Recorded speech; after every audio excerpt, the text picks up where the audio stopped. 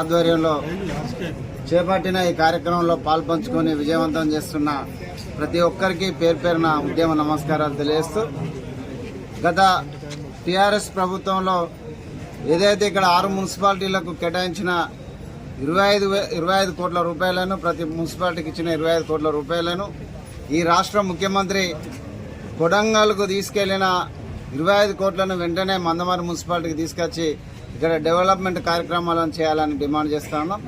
అదేవిధంగా గతంలో బాల్క సుమన్ గారు టీఆర్ఎస్ గవర్నమెంట్ ఏర్పాటు చేసిన ఆర్ఓబి బ్రిడ్జి ఏదైతే ఉందో దాన్ని ఇనాగరేషన్ చేసిరు, కానీ అయినా దాని మీద ఇప్పటి వరకు లైట్లు లేవు.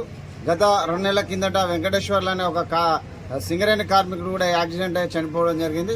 ఇప్పటికైనా ఎమ్మెల్యే గారు వెంటనే వాటిపైన బ్రిడ్జి పైన లైటింగ్లను ఏర్పాటు చేయాలని, అదేవిధంగా గతంలో గౌరవ బాల్క సుమన్ గారు ఏదైతే మందమరి మున్సిపాలిటీకి శాంక్షన్ చేసిన దోబిఘాటును వెంటనే ఏదైతే ఊరు మందమరి దగ్గర అది శంకుస్థాపన కూడా చేయడం జరిగింది. దాన్ని వెంటనే దోబిఘాటును నిర్మించి వాళ్లకు వెంటనే అప్పచెప్పాలని డిమాండ్ చేస్తా ఉన్నాం. అదేవిధంగా ఏదైతే శ్మశాన వాటిక కోసం స్వచ్ఛందంగా యాపల్ ప్రాంత ప్రజలు వాళ్ళ చందాలు వేసుకొని నిర్మాణం కోసం ప్రయత్నం చేస్తున్నారు. అది బాధాకరమైన విషయం.